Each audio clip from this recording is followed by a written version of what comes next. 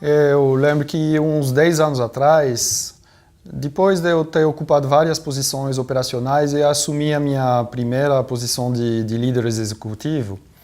E o meu mentor, na época, depois de ter me observado durante alguns dias, me chamou na sala dele e me disse o seguinte: veja bem, o que está sendo esperado de você agora não é de resolver todos os problemas você sozinho, é mais de criar as condições para que eles sejam resolvidos e cada vez que é possível tentar de transformar esses problemas em oportunidades de crescimento para o seu time, para a empresa.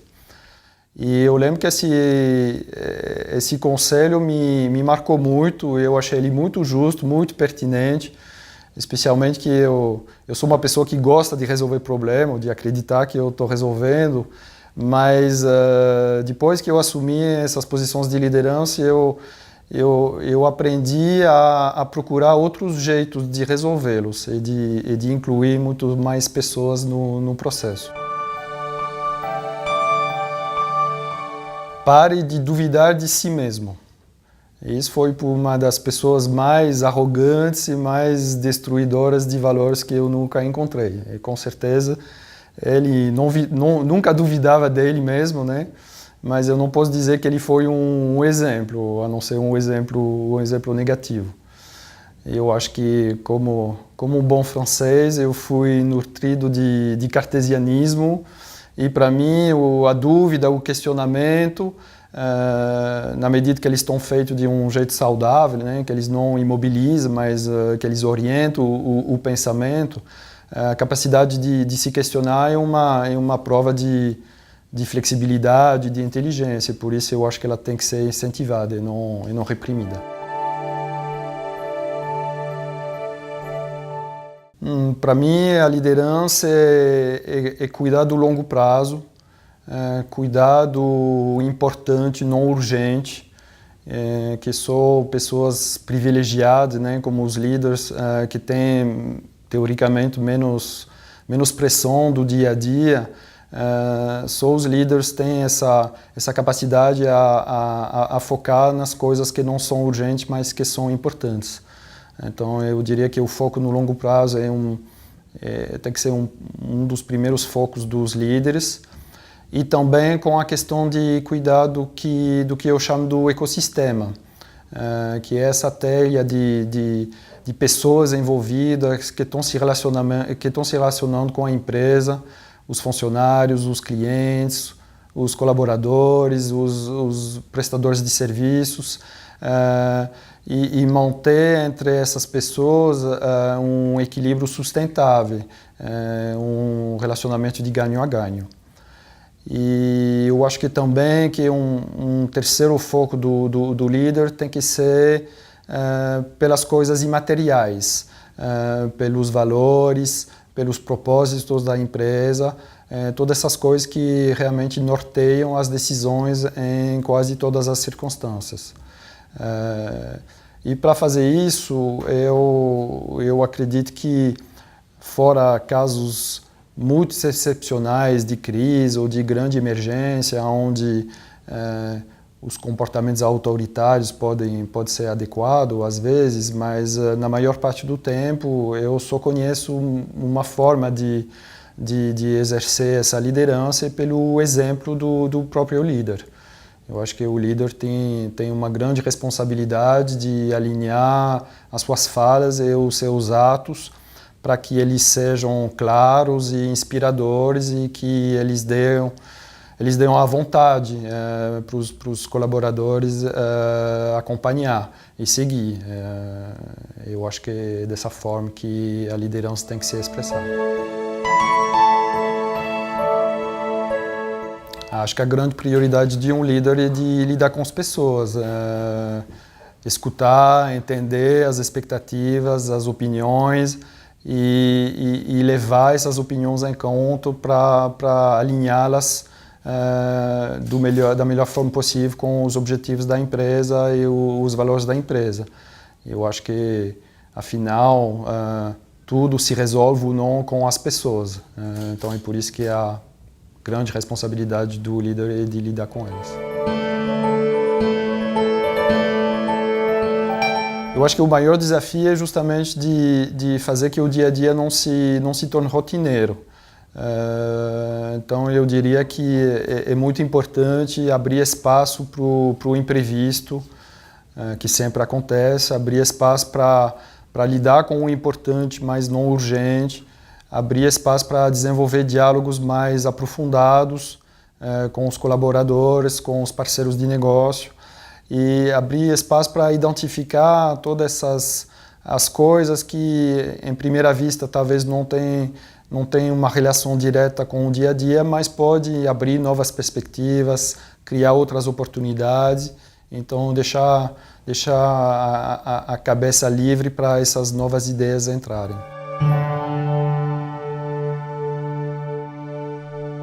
Para mim, a chave é de não ter medo. De não ter medo de abrir mão de uma parte do seu poder, de uma parte do seu conforto, para que haja espaço para os colaboradores de alto potencial se desenvolverem e se prepararem para uma sucessão. Então, acredito que uma grande responsabilidade do líder, na verdade, de preparar essa sucessão, de dividir suas responsabilidades para os colaboradores de maior potencial, de fazer que esses colaboradores tenham espaço para desenvolver suas capacidades. E para o líder não ter medo disso, eu acho que ele tem que confiar nas suas próprias capacidades, ele tem que confiar que depois dessa experiência terão outras tão interessantes como, e fazer que o benefício e os interesses das empresas venham em prioridade aos seus interesses de curto prazo.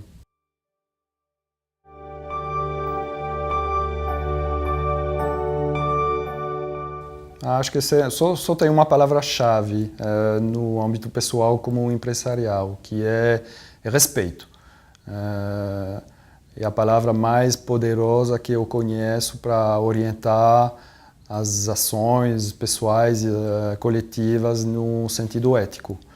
E tanto é que eu acredito que todas as outras palavras que geralmente a gente associa com a ética, que seja honestidade, transparência, responsabilidade, na verdade são todas expressões de um conceito mais fundamental, que é o conceito de respeito.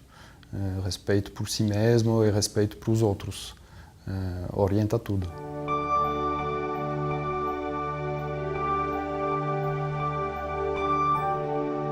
A nossa empresa possui sim um código de ético, mas eu diria que mais fundamental ainda que o código de ética é um conjunto de valores que orienta as ações das empresas. E uma vez que esse conjunto de valores ele é bem estabelecido, ele é compartilhado pelos funcionários, eu acho que o código de ética ele acaba sendo um guia de procedimentos para saber quais são as atitudes ter em algumas circunstâncias, mas o que realmente tem que nortear os comportamentos dos colaboradores são os valores.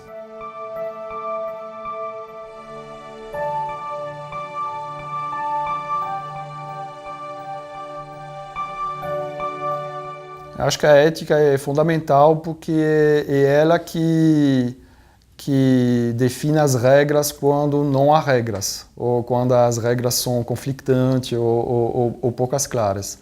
E a responsabilidade fundamental das lideranças no mundo da empresarial, mas também das lideranças políticas ou intelectuais ou comunitárias. O papel fundamental das lideranças é de saber atuar em situações onde não há regras, e de saber definir as regras na ausência delas, definir novos conjuntos de normas. E é por esta questão, justamente, que a questão da exemplaridade das lideranças é uma questão fundamental, porque é com a exemplaridade do papel das lideranças que as novas normas, os comportamentos éticos vêm a fluir numa empresa ou numa sociedade como um todo.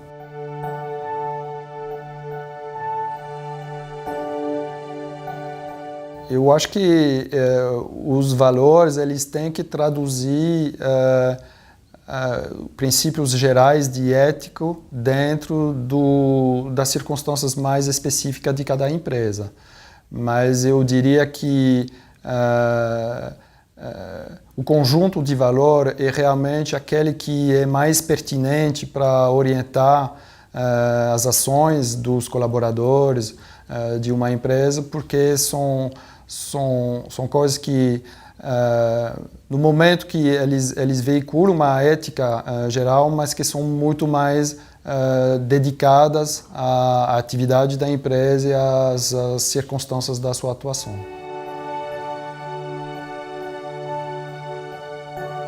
Há um TED Talk dessas séries de vídeo do TED que me inspira muito, que é uma palestra de um regente de orquestra israelense que discursa sobre estilos de liderança na base de exemplos de grandes mestres de orquestra.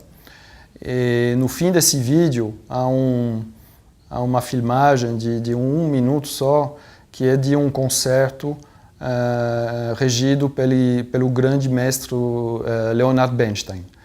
É um momento extraordinário, quase espiritual, de muita harmonia, de muita paz, de muita alegria entre os músicos e o próprio regente. E o que é fantástico é que não há a nenhum momento nenhum sinal de autoridade, de impor qualquer vontade por parte do regente. Ele simplesmente olha os seus músicos e mostra a eles o quanto ele está amando o trabalho deles e a obra que eles estão tocando. E é um momento realmente muito especial. Eu acho que não é para se iludir que por trás disso e antes desse momento tem muito trabalho, tem muita competência desenvolvido de todas as partes, tanto para os músicos como pelo regente, mas o momento da execução é um momento de total harmonia e de total entendimento.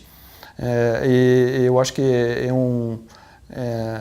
se for para eleger exemplos inspiradores,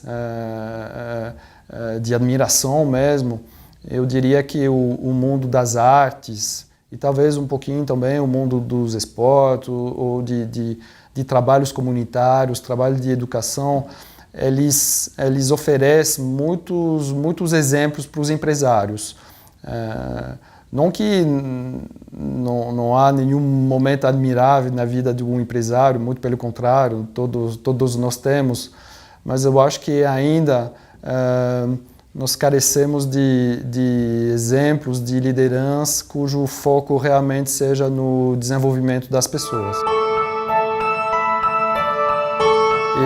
E eu gosto muito, eu me identifico muito com esse conceito de lições dos líderes, mas mais na posição de alguém que está aprendendo, que quer retribuir, mais do que como um exemplo a ser seguido. Eu acho que para mim, crescer como um líder está sendo uma experiência de autoconhecimento e de crescimento pessoal muito legal. E me agrada muito de poder compartilhar um pouquinho dessa experiência. E eu acho que nesse sentido, ocupar uma posição de liderança numa empresa é longe de ser o fim do caminho, como muitos acreditam. Então, eu espero que esse caminho, essa jornada vai continuar e vai continuar a ser muito prazerosa e muito interessante.